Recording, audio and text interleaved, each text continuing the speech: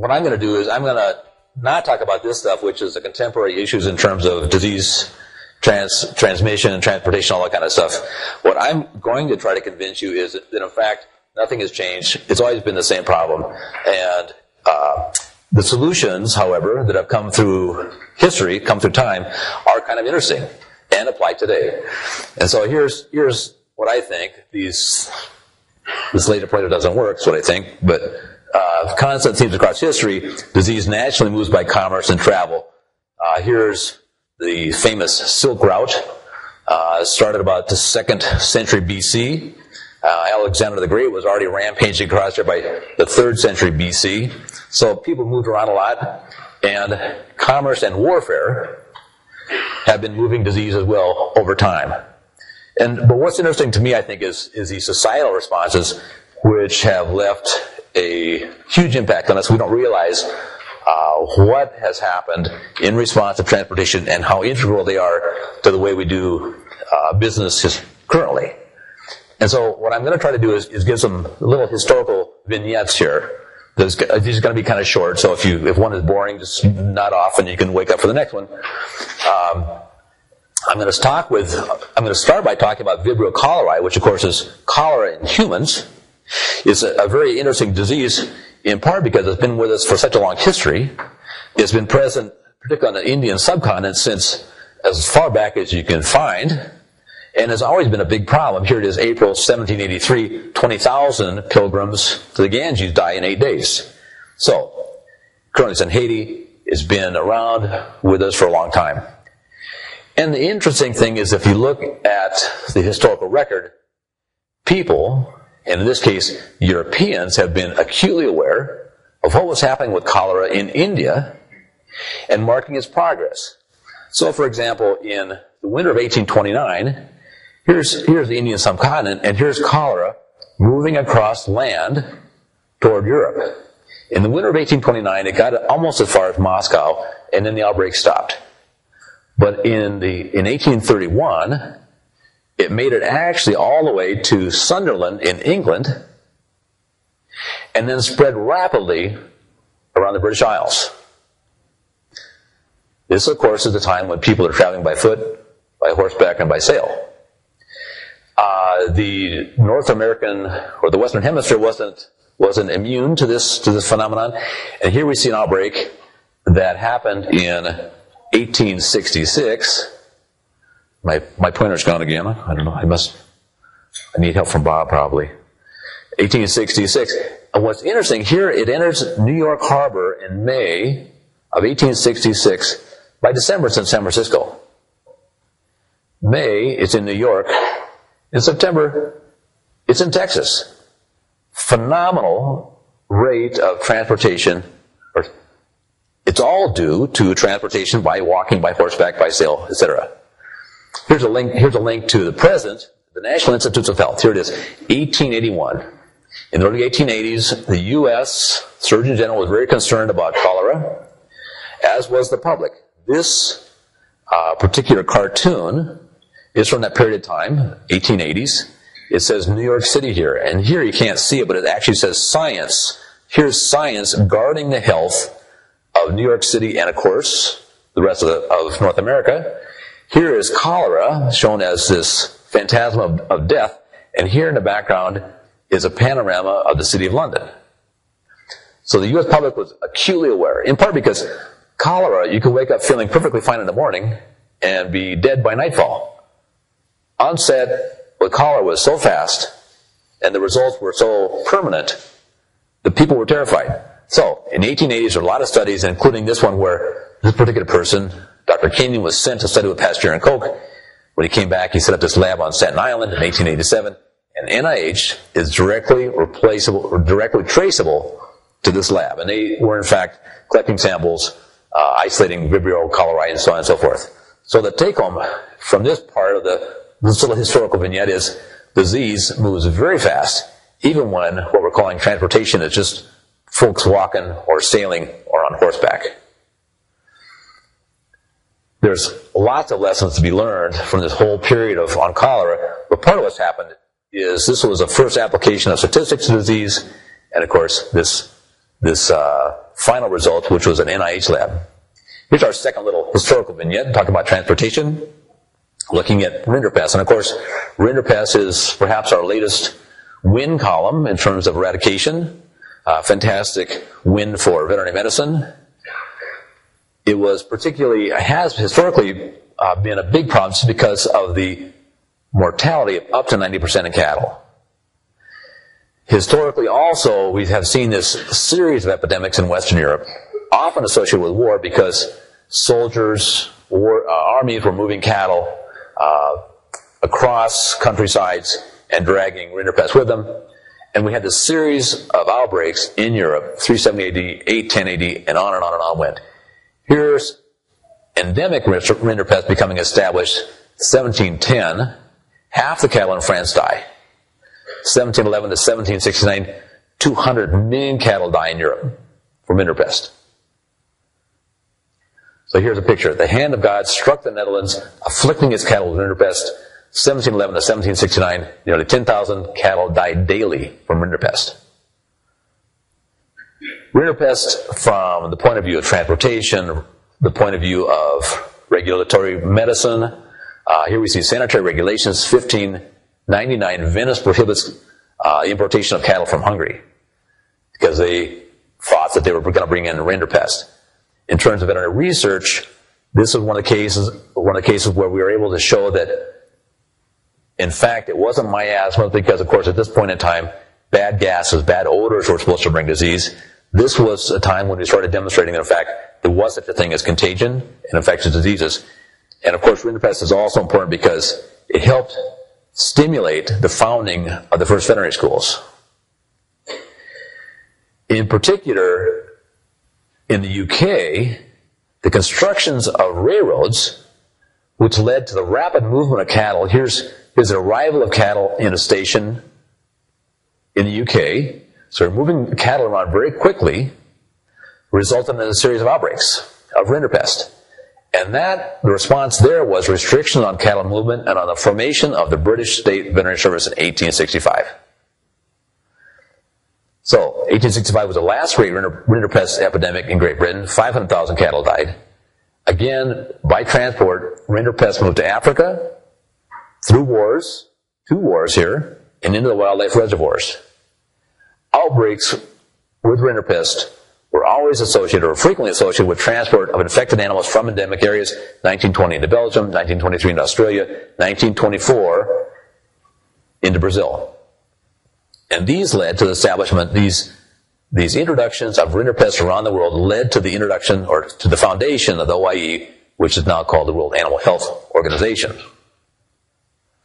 So, these societal responses, which are so powerful, we start seeing these sanitary measures, we start seeing the veterinary schools founded in response to the control for these diseases, use of statistics, the British State Veterinary Service, the Staten Island Lab, the World Animal Health Organization. So here's our little vignette number 3, Texas cattle fever. When I was a kid, there was only one thing you wanted to be when you grew up, and that was a cowboy. And so here we have the cowboys, and we have the trail drives, whether it's a love trail from Texas up to Kansas. Very romantic period. What isn't frequently known is that beginning at least by the 1600s, the cattle producers in the northern states recognized that when they brought in cattle from the southern states, especially in the summer months, their cattle would become sick. The cattle from the south brought a sickness. What eventually happened was they ended up calling this Texas cattle fever, and have finally figured out that Brothos species ticks were carrying this particular disease. Now, part of this shatters a myth in my mind, because if you remember from all the John Wayne movies, John Wayne would show up with his cattle across the river, and those evil guys on the other side didn't want to let him through. And so I was always rooting for John Wayne, but in fact, the guys on the other side just didn't want their cattle to get sick from Texas cattle fever.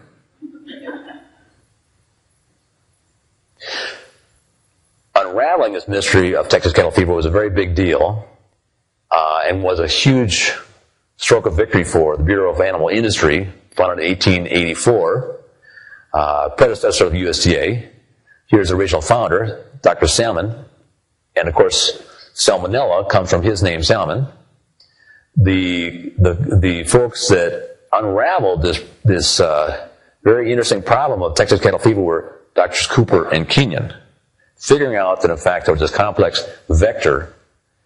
There were ticks that in fact were involved in moving this agent back and forth. And the big deal here was that it was easy then to start understanding other agents. Here's yellow fever, one time called yellow jack. And so they were able to help solve the problem of yellow fever by understanding what was happening with Texas cattle fever. From the point of view of regulatory medicine, dealing with Texas cattle fever really led to the establishment of the USHA. It wasn't called, of course, USHA at that time. They met in Fort Worth, Texas in 1897 to deal with Texas cattle fever.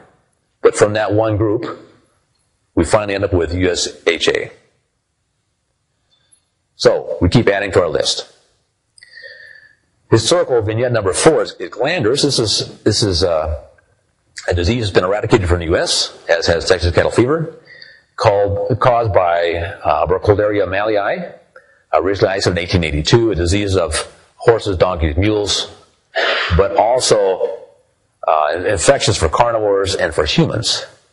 And so here we see a case of fatal glanders infection in a veterinary student in 1836. This is when it took real stamina to be a veterinary student, obviously. Glanders have moved around by contamination of feed and water. Here we have these ocular and nasal discharges that contaminate feed and water. Historical relevance, horses really became important to the military in the Renaissance and slightly before with the invention of the stirrup. Before that, you couldn't really hold a lance. You couldn't stabilize yourself on the horse. But once you had stirrups, then you could actually become a mean, lean fighting machine, as it were. And so now you had this tank of the Renaissance, essentially. But the problem was disease control. And so outbreaks of glanders were expensive and difficult to control. And glanders in combination with Rinderpest is really what led to the founding of the veterinary schools. Here's Claude Bourgelat, who founded the original school at Lyon. For the U.S., glanders was important because during the Civil War, the U.S. Army conscripted 284,000 horses during the first 2 years. And they would bring these to these large remont depots. There's thousands of horses here. And of course, if a couple of those horses had glanders, it didn't take long till everybody had glanders. So here's January of 1864 to April 1865. That'd be a long-lived horse otherwise. 170,000 horses died, or 170,000 horses here. 17,000 died. 48,000 were sold as unfit. And the same thing was happening on the Confederate side. So then after the war, all these horses go home with the soldiers, and they spread glanders everywhere. Now, nicely enough, diagnostic tests were beginning to become available. And so here's the mailing test for glanders, 1891. There was intrapalpebral and ophthalmic tests. Here's a little picture. This probably is the first point of care test that I'm aware of. So here these veterinarians were instilling some mailing into the conjunctiva here, conjunctival sac, and then a positive response was this discharge. It's really a point of care test. And so here's testing Army horses in World War I. This will be the veterinary corps testing these horses.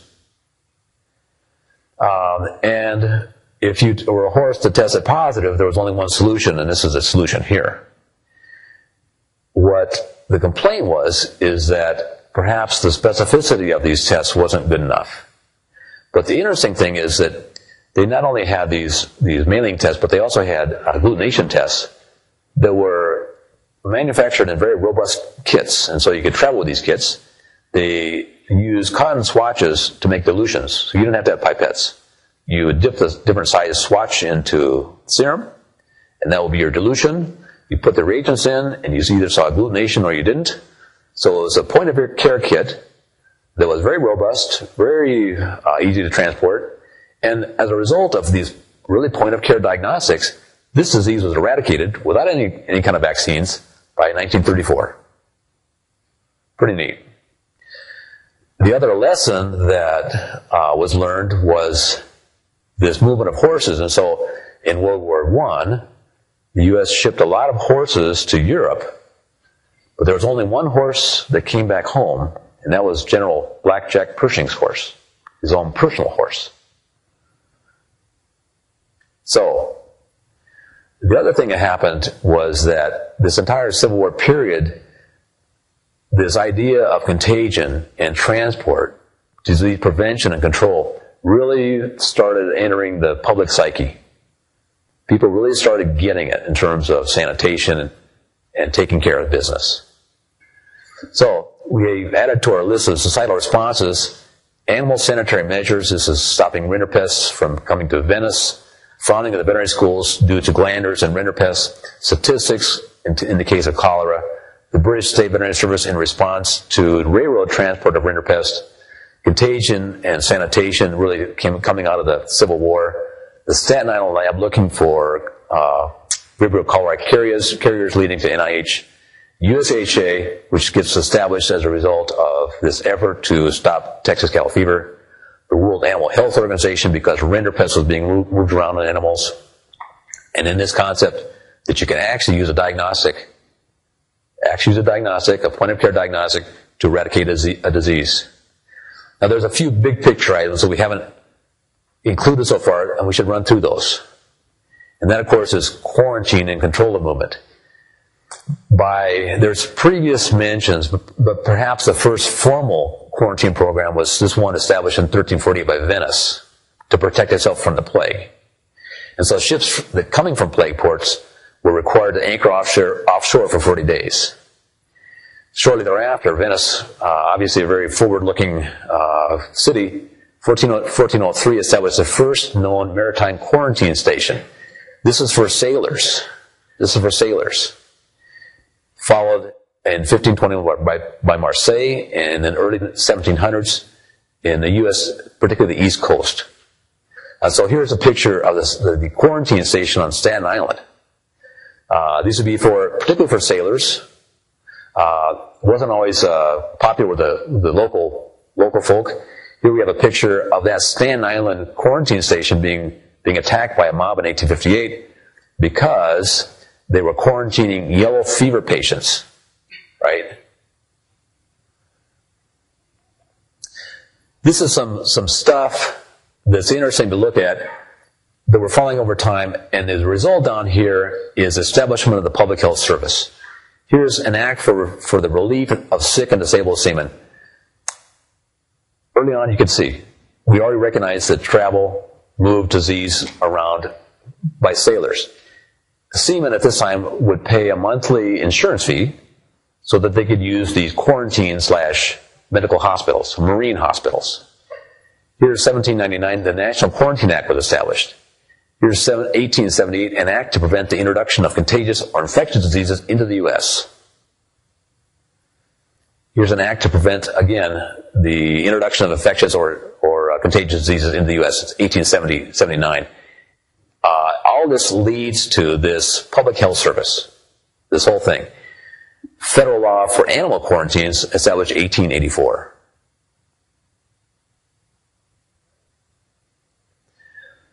The ability of the government to hold, quarantine people was established early on. Here's yellow fever was a huge problem, particularly in the southeast U.S. And here is a quarantine camp. People leaving Florida because of yellow fever were required by martial law to stay in this detention camp for the period of incubation before they'd be released. And so Public Health Service, which you can see being established, was really seen as a fairly strong arm of the law. At the same time, you can see that the things were changing, because here we see the number and tonnage of foreign vessels entering the U.S. 1850 to 1900, and you can see this number is going up constantly. People even at that time were very much aware of the likelihood of importing some disease in animals, insects, on those vessels. And they actually began, they'd use a cyanide, an aerosolized cyanide, to try to kill whatever was in the holds of those vessels. And initially, they didn't occur to them to put in some kind of smell in that cyanide gas. And so you'd have public health officers going to these vessels before the cyanide had actually dissipated, and so they lost a few people. Then they figured out they should make it stinky so the people wouldn't go in there. But here's something that's similar. Here's airplane stewardesses releases insecticide 30 minutes before landing in the U.S. from a foreign country. What was old is new again, right? But I think this is really interesting. Imported live pigs from 165 countries, exported live pigs, 109 countries. We move a lot of pigs around the world. And here we have, there's 3 zeros, here's 3 more zeros. We're looking at 20 million right there. There's 25 million pigs moving around the world. The dates are a little bit, the data is a little bit old, but I think probably representative of what's happening. A lot of pigs are moving around the world. And the same issues that were happening, whether it's in Venice in 1398 or wherever, continue to happen. So here's May of 1999. 350 pigs were imported again from somewhere which will remain unnamed. And they found out that they in fact were bringing in, they were infected with PRRS virus, but they were released anyway. So maybe part of the message is you have to figure out what is the purpose of quarantine. Get everybody on the same page. So, this is our list. There's actually been a lot of things that happen. It's all been in response to transportation. These issues have been with us for a long time. It's, in general, we've been able to respond to pragmatic solutions. Arnold Toynbee talks about how viable civilizations are the ones that are able to come up with new solutions to new problems. And so, we have an industry that has a new problem perhaps in the level of transportation that we utilize, but I would like to think that we can be as good as our forefathers and mothers and come up with new solutions.